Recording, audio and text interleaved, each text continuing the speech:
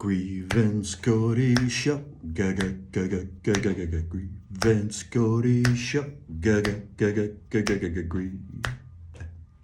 Cody Show. Don't you know? That's right. Now you know. What's going on, people? I'm doing another episode. Thank you very much for watching. I just want to say non Sumus Amici. Non Sumus Amici. That is Latin for we are not friends. I don't understand this whole thing with Facebook. I didn't understand it from the beginning in 2009 when I got on there. They're calling everybody friends. In case you don't know, FedRat trash can not only spy on you without a warrant, but they can also do electronic harassment. This was all coming from not only my friends that I've known for 30 years, but also my wife, a terrible, terrible person. And I want to make sure everybody knows about this. So we are not friends. That is the saying of my show. That's it. So I'm going to gripe about. I want to talk about a few things. I want to get rid of my notes. I take a lot of notes. Wicca alma mater. That's right. Everything I talk about, you can check for yourself right on Wikipedia. Okay? Got a little chap lip thing going on. Alrighty. Here we go. We live in a world of cycles and cycles of time. You have to respect this and you have to understand this. And it's very bizarre how people in our judicial system, they don't recognize this and they don't understand it. And these are 17-year cycles, and you can kind of round them up to 20-year cycles. How many of them do we have? Do we have 3 20-year cycles? 4? Jimmy Carter had 5, right? He reached 5 20-year cycles, and that was it. That's a pretty good run. So we have these cycles in our life, and I don't think you can say that a 20-year-old person is the same person when they're 40. And I'm here to tell you that a 60-year-old person like me, I'm almost 60, is not the same person as a, obviously 40-year-old or 20-year-old. You change, and with the common parlance about being, susceptible to Alzheimer's, one of my parents lived until her 80s, and they have no sign of Alzheimer's. All they did was parrot what they would see on the commercials of the TV. Everything's a big pharma commercial. Oh, you got to watch out for Alzheimer's, right?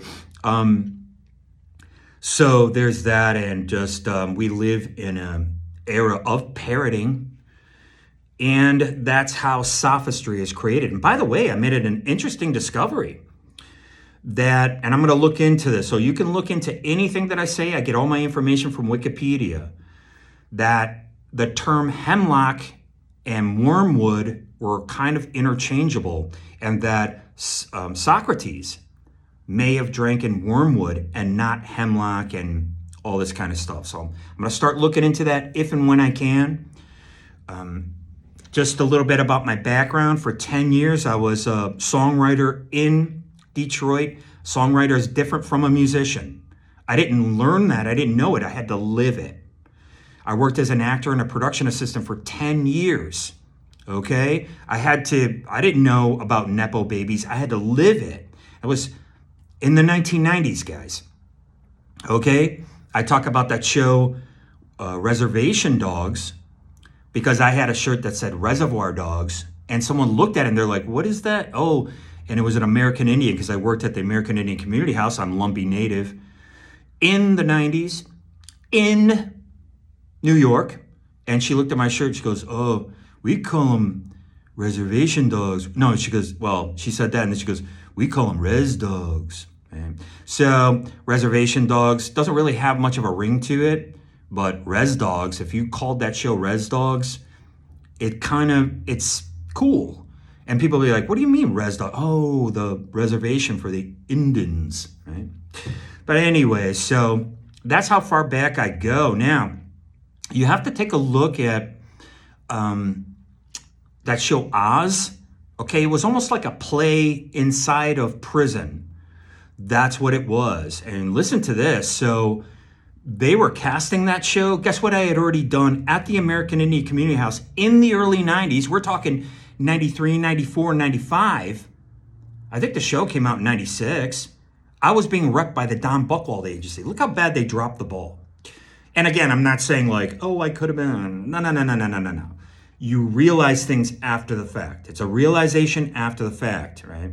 So it's not really a regret. And it's the same fake thing about, oh, someone didn't get the audition, so they're bummed.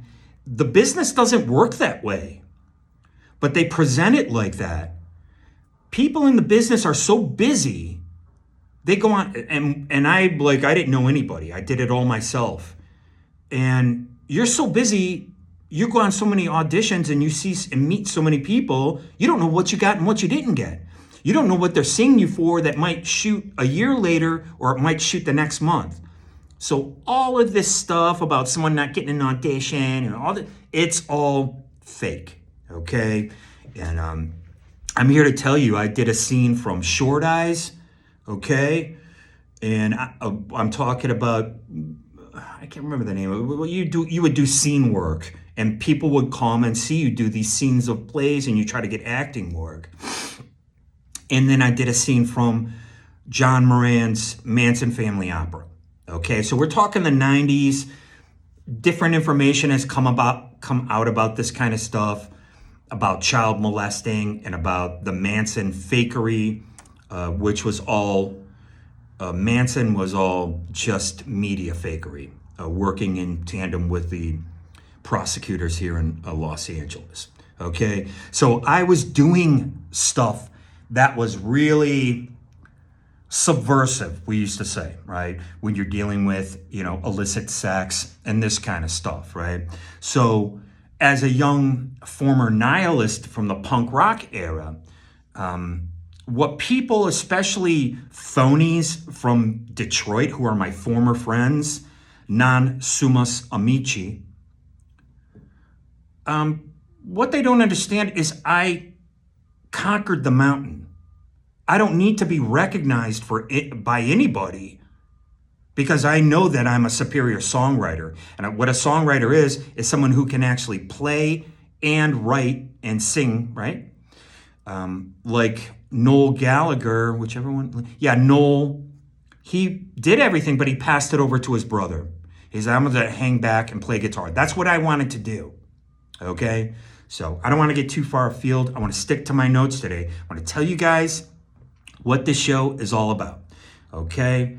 So let's take a look here. Now, Satoshi Nakamoto, the creator of Bitcoin, okay? His name means bias from within the source, okay? So there's a bias in that source somewhere.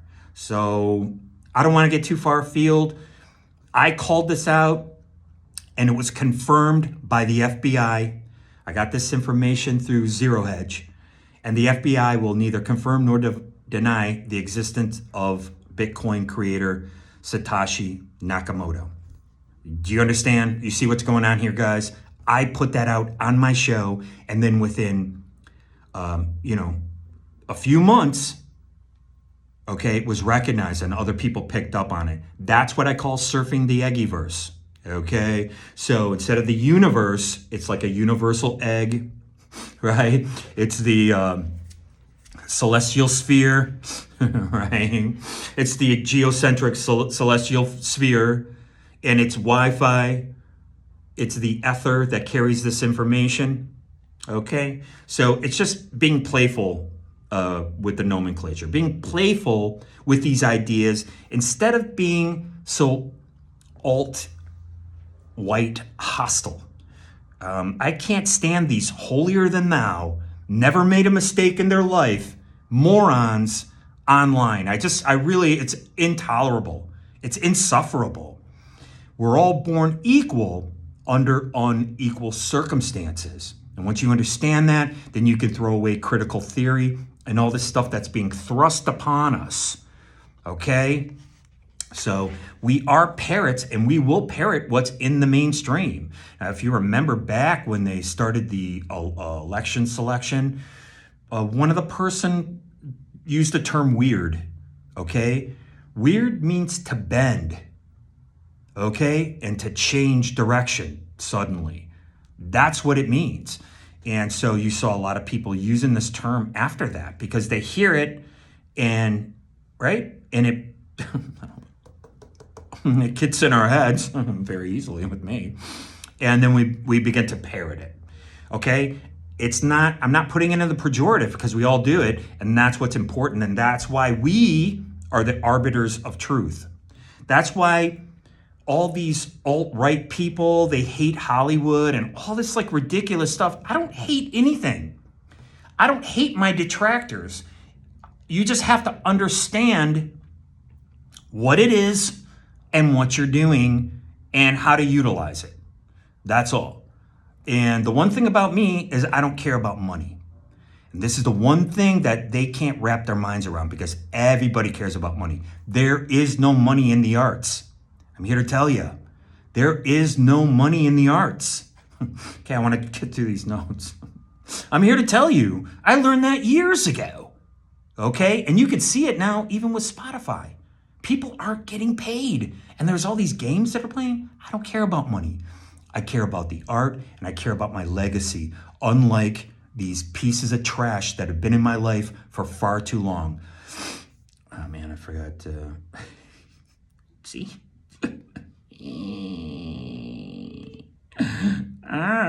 Sorry guys. I can blame my computer, can I? Non-Sumus Amici, right? We are not friends. Okay? And I don't want...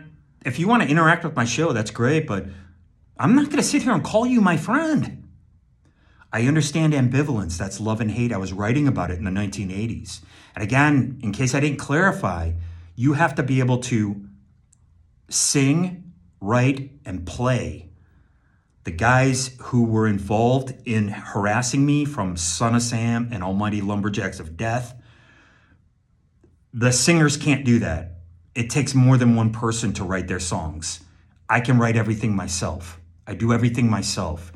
That is a unique difference. And this day and age, everyone's calling themselves a songwriter. They use a computer and all that.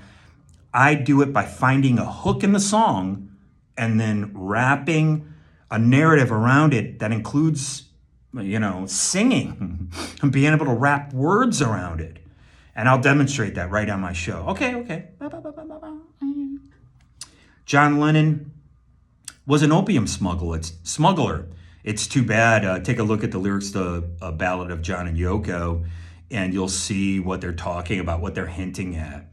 Now, understand something. John Lennon began bringing Yoko Ono in. Now, I'm not putting this down at all. I'm not putting anything in the pejorative. I'm just presenting information through this medium, which is my show, the way you're supposed to receive any other information from any other medium, and then you digest it. You use your discernment. I'm like, right? To process this information. You can challenge me in the comments, okay? So John King was a cocaine dealer. Around that time, he was a cocaine dealer to Elton John. I believe he's UK, but he's American. And there was a lot of homosexuality, okay? I'm not putting it down, but I believe John Lennon began bringing Yoko Ono in for a variety of reasons. Number one, obviously he loved her. I'm not going to take that away, okay? And again, he's going through his cycles.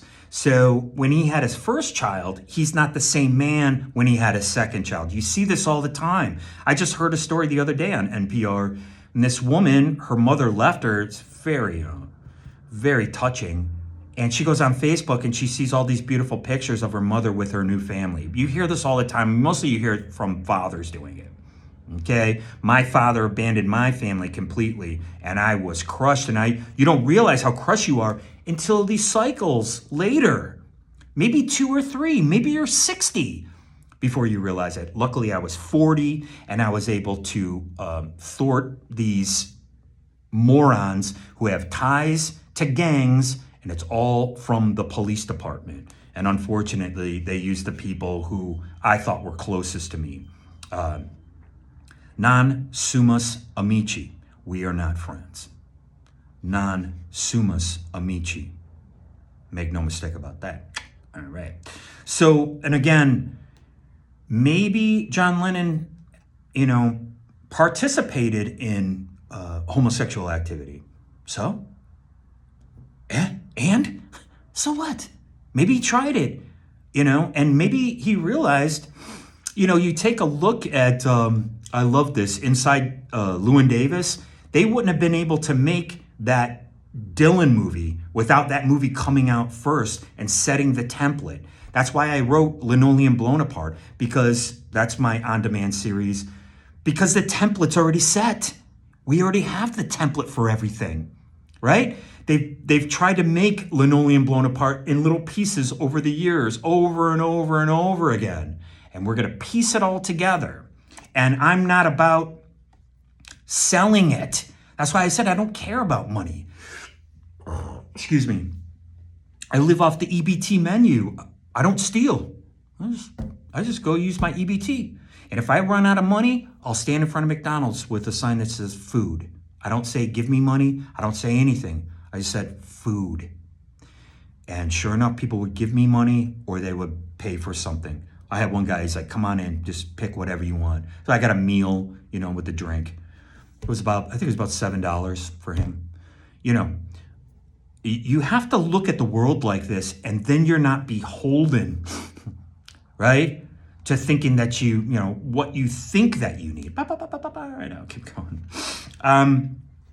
So they had this 487 number that was connected to Ukraine. I'm getting rid of my old notes here, guys. So we're going to go back in time, and you can take a look at this. And so it was 487 people dead in the Ukraine. It was tied to the Olympics. Well, when you look this up, it gave the date of October 9th. And what did they do? There was an operation on October 7th in the Levant. Okay, so they always play with this. You look at what is September?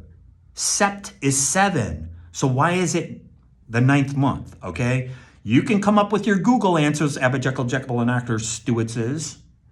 Right? You'll have to look at my old episodes for that one. Or Sesame Street. So, right, you could get your Google answers, but they're always switching 9 with 11. It's like a play on that. That goes to the circadian cycle of 17 years or 17 hours that we're awake, and then the metonic cycle of 19 years. So, okay, I can't get too far afield. So when I looked this up, other names came up, which was the U.S. debt clock. That was interesting. I'm like, huh. And I use, like I said, I talk about the Bible that also uses gematria. And these are wonderful number puzzles. And I urge anybody who's into mathematics to look into gematria. It's a lot of fun. Okay. So also, I listened to L. Ron Hubbard, and he was talking about who he called John Parsons. Most people know him as Jack Whiteside Parsons. CBS did a little television series about him. Okay, so I know that Linoleum Blown Apart is in the zeitgeist. So he said about John Parsons was the fact that he came from such a, like a rich family that one day when he was about, high school age or something, you get some hair on your nads, you kind of focus, you see like what you're interested in. And then, obviously going to school, they distract you with a bunch of BS and sophistry. But he was allowed to basically do whatever he wanted. They gave him a laboratory. Everything he learned, he was an autodidact. That's what I consider myself, an autodidact, when it comes to being a songwriter. Okay? This is very important in the technocratic age. Why? Because through the computer, you're going to be able to kind of gravitate towards what you're interested in, what your interests are. And I think this is very important because it's going to happen naturally. You're going to allow it to happen naturally. You're just going to gravitate towards it. And then you're going to be able to blossom from there, okay? I'm going to keep going kind of quickly. I just want to say that police dogs and pedo catchers are both fake. I'm not an apologist, but I want to explain something to you. They've been doing this pedo catching for a long time. That's about 20 years now. What you don't understand is if anyone had a decent lawyer, they could get out of it because there was no underage child involved. It was a 20-year-old person entrapping you, right? And what they do is they engage you in conversation, and then, now they could say anything, and none of this is admissible. They only take the really worst parts out. It's a cherry-picking fallacy, and I'm not an apologist, okay? It's really terrible what has happened over the years with sexualizing children, okay? And I was victim to that myself. And I was afraid to actually get beaten, okay? Get corporally punished for admitting about this molestation. And so I kept that in. That was part of my shadow work. I just want to share that with anybody who went through the same thing. And again, I'm not afraid to talk about it. And I understand that it was part of my obnoxious behavior. Okay? But it's not just one thing. Okay. All right. So, and again, they're starting to get smarter because they're using less police. And then it's like more and more regular citizens are doing it who can't be charged with entrapment. Okay? So this is really important. Again, I talk about things on my show that people never bring up on other shows. That's the point. Police dogs are fake. They're meant to psych you out. More than often, when they get a dog, that dog will indicate on anything, okay? And because it wants the toy, it wants to play. So I've seen it with my own eyes. The dog's indicating at the front of the car, and then they go in the dopes in the back, or vice versa. It's like the dog's indicating over here. It's not indicating where the dope is. Well, it's because it's fake. The dog will indicate on anything. More than likely, they have inside information that this person is known to be traveling with drugs.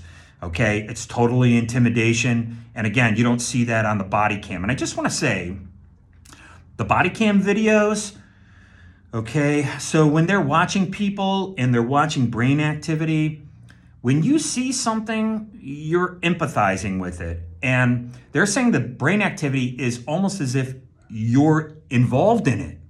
So do you see the power of these films? You could see the power of watching videos. You're in it. And I watch body cam videos all the time. That's like my little pastime pleasure. I like watching police chases because it gets the heart beating. And I just want to say, sometimes I empathize with the police, and sometimes I empathize with the perpetrator, alleged perpetrator. And I see a lot of malfeasance. And I hate saying victimized, but let's just say I've seen malfeasance, firsthand. And it's pretty nasty business. There's some nasty individuals out there. And I hope like hell that sloppy Jean, she might get a slap on the back because she's in the good old boys club now. But I tell you something, she's going to be looked at a lot different by her future suitors after the kind of stuff that she's up to. Just nasty business, man. Hey, I'm here to tell you, if you don't love somebody, let them know. Speak up. Maybe I don't feel the same about you as you might feel about me, which isn't to say that I felt more for her than she felt for me, but I'm just saying, men are different, right? Men would take a bullet. I'm here to tell you, women want comfort more than they want anything else. Sex, right? Because comfort is more equal to money. Men want sex, arm candy, companionship, love, tenderness, shared moments, way more than women. I'm here to tell you, and by men and women, I mean male energy and female energy. There's a lot of men out there with female energy, and there's a lot of females with male energy. So you have alpha, beta, etc. Okay, so I just want to get into that a little bit. What I deem the Cinderfella effect. This is some nomenclature that I use on my show, like surfing the Eggyverse. We're going to get into that. Maybe next episode. If I can get through this, guys, thank you for watching. I really appreciate it. Cinderfella effect. That's like the Mandela effect. Now, one of the things that I could show you about the Mandela effect was that there was a Super Bowl, and when it was live, this person sang out a key, and by the time they put it up on YouTube to be, shown to everybody else who didn't catch it live, they took that out. That is a form of Mandela effect, right? Where it's like they change it. I'm not going to get into the Mandela effect, but what I do know is something called the Cinderella effect. And again, that goes from being on Facebook for 20 years, being electronically harassed. Okay? That's what I call the Cinderella effect, because when they electronically harass you, it is all PSYOP, meaning it's a psychological operation. Meaning that all of a sudden you'll put on whatever you're scrolling, whether it's X or anything, and you'll start seeing violent images, stuff that's really disturbing to you, like, whoa, whoa, whoa, why am I seeing this? Okay, so again, surf the Aggieverse, man. Just understand what it is. Try not to get too emotionally attached or involved in it. Try not to let it affect you, even though the device that you're, watching me on and that I'm recording this is a neurological device. Okay, and that's what it was meant to do, just like on January 6th. We'll get into that as well. Okay, so I call it surfing the Aggieverse, okay? And the Cinderella effect. Now, this is very important. It's called V2K. It's called voice to skull technology. This is what they're using. There's another thing for it that's in my other notes. We're almost done, I think, with this set of notes. Okay, so there's something called neuromarketing. Again, I get this from Wikipedia. Okay, they have remote neural monitoring. That's what they were doing to me. My wife was involved in it, and it was crushing. And they crushed me for 2 years after my divorce. My wife was trying to get me to hit her. That's what she thought. She actually believes this.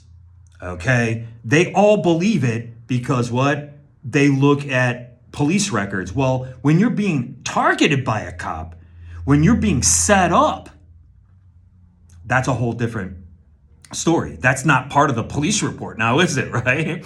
It's like you're being monitored. Well, look what they can do now. They can remote neural monitor you. That didn't really roll off the tongue, but you see what I'm saying? And this is very dangerous tech, and I'm here to tell you that when I could tell the difference when I was on Facebook, and you get so, it will hypnotize you.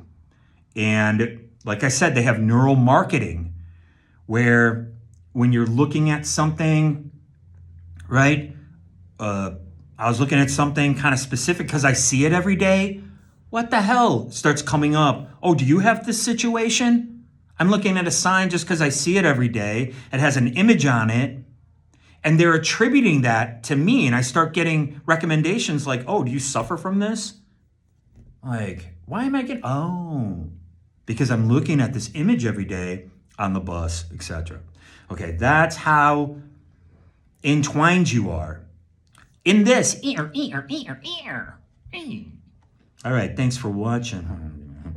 Okay, so speaking of this V2K, voice to skull tech, when you hear about people giving all their money away like this lady did to Brad Pitt, these are the Fed rats who were harassing me. It came from a federal agent, and guess what? After she did that, she was contacted by somebody in FBI saying that they could help her. That was the guy who was doing it. If you look into this, you could look into anything that I have to say. You can challenge me. Oh, and by the way, take a look at my community section on YouTube. I'm no longer YouTube exclusive, but I do have 2 channels, Fallen Angelinos and this one, Grievance Gordy.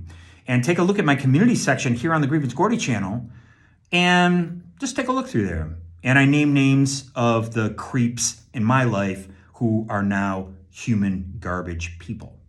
Okay, take a look at that, please. I appreciate it. You post there just like, on Twitter or whatever, like YouTube. Okay, so they have this remote neural monitoring, and that proves Elon Musk, he's so full of shit. When you have Neuralink, that's the same thing they attributed to Stephen Hawking's. Okay, remember the guy in the wheelchair who went to Epstein's Island? This is all salacious nonsense. And as far as I want to say about the Diddy parties, adults have sex. Oh my God. a man might have sex with somebody of the same sex, or maybe a homosexual person might have a sex with somebody of the opposite sex. That's why you have to eliminate this critical theory. We are individuals. We don't belong in groups. The only people who group us together are social scientists. Are you a social scientist? Why is everybody a social scientist, right? It's just annoying how people think, or, well, basically how it's presented to us, and thusly we will absorb it, okay? It's wrong, and you have to question it, because an appeal to authority is a logical fallacy, okay?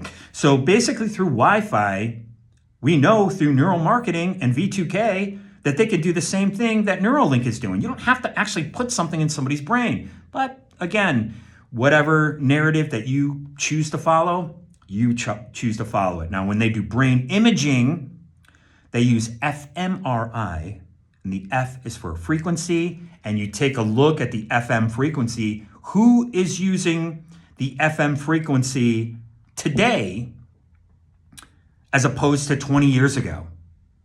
Can you see the FM? Who's listening to FM radio is what I'm trying to tell you.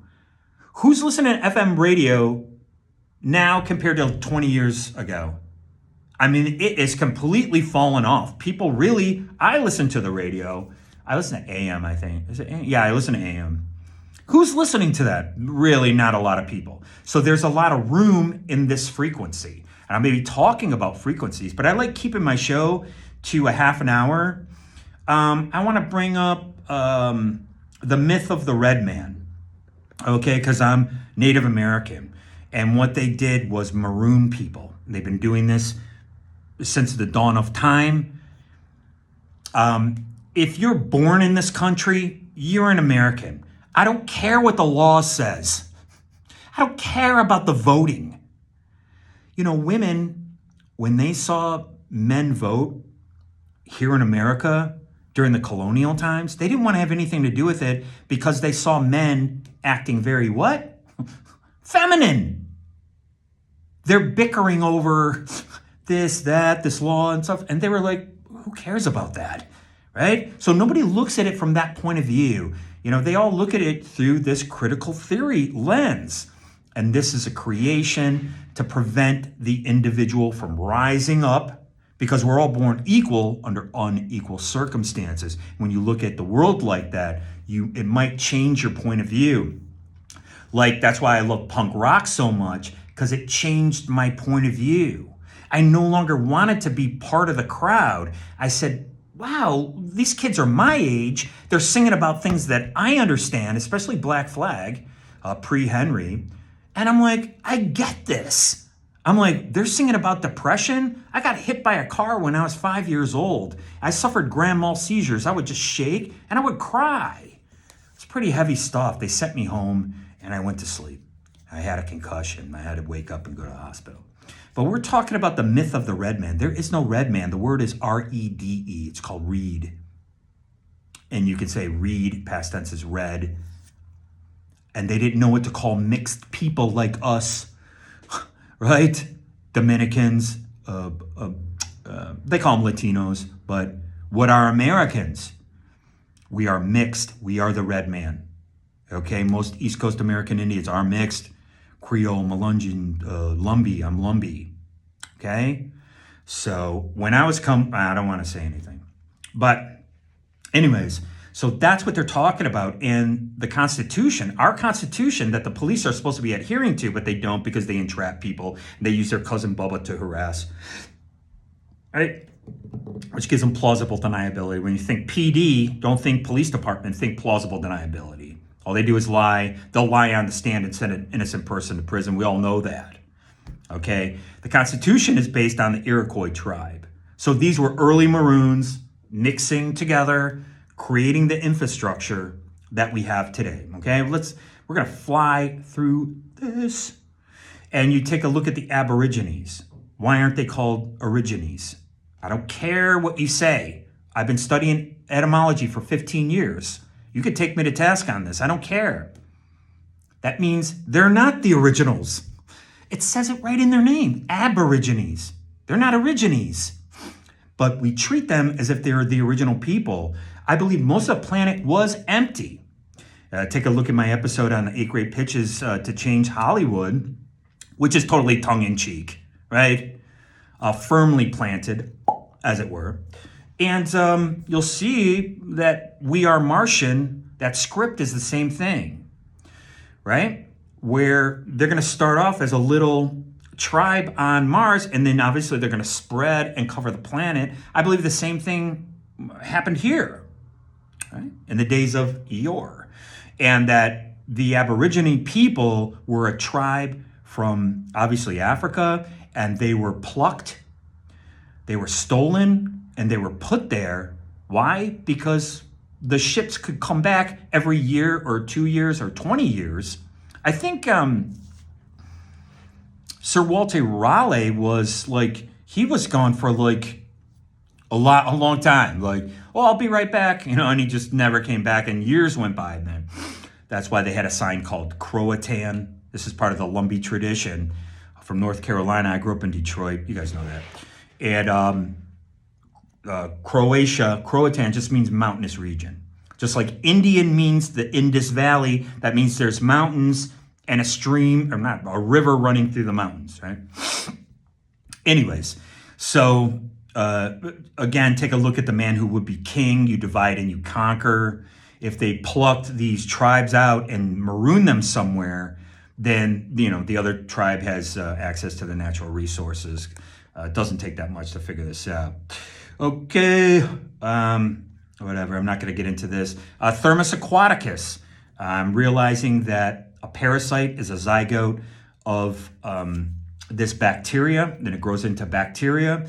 This bacteria messes with your stomach bacteria, and it turns it into bad bacteria. Your body reacts, you get a cold with the mucus in order to flush this bad bacteria out. Somehow this mRNA makes everything 10 times worse. And I can't say anything much more than that right now. You take a look at what RFK Jr. said. He was talking about brain worms, These are parasites. And there is evidence, you guys got to look into this yourself. There is evidence that these parasites could cause psychosis. People's behavior can change with these parasites. And they found out, there's been numerous occasions where they found out that a person had a parasite and they were able to flush it out. I do fasting. I highly recommend it. And the person's personality changed. And they were, psychotic. So, and again, that goes with this discovery of Socrates possibly drinking wormwood and not hemlock. Wormwood helps your gut digestion. Okay? So, anyways, and that's it. We have the 2025 financial collapse coming up. I believe this is on a 17-year cycle. I traced the 17-year cycle all the way back to Michael Burry in 2008. Right? I love that film, The Big Short. It's a great film. I love it. I love Hollywood. I love mainstream stuff. I don't have a family, but I do love family movies and stuff like that. I really love it, and I don't have any problem with it. I'm not one of these people who are going to sit there and say, bring up DEI every 2 minutes. It's just, once you understand what something is, right? You don't have to talk about it. I'm supposed to go, I still can't do it. You don't have to talk about it. You understand it for what it is. And it's just like, oh, you use these people, they were just used. Okay? So anyway. The 2025 financial collapse, there is going to be a financial collapse this year. And, I hope they... It works out. I'm trying to look through my notes, guys. It's 40 minutes after. We're going to leave it there. Again, I'm not afraid to be here in Hollywood. Okay? I worked in the film industry. I'm not worried about it. It shouldn't matter what a person believes. You should be able to work, especially here. You should be able to work with people of all different kinds of proclivities. I'm working on Linoleum Blown Apart right now.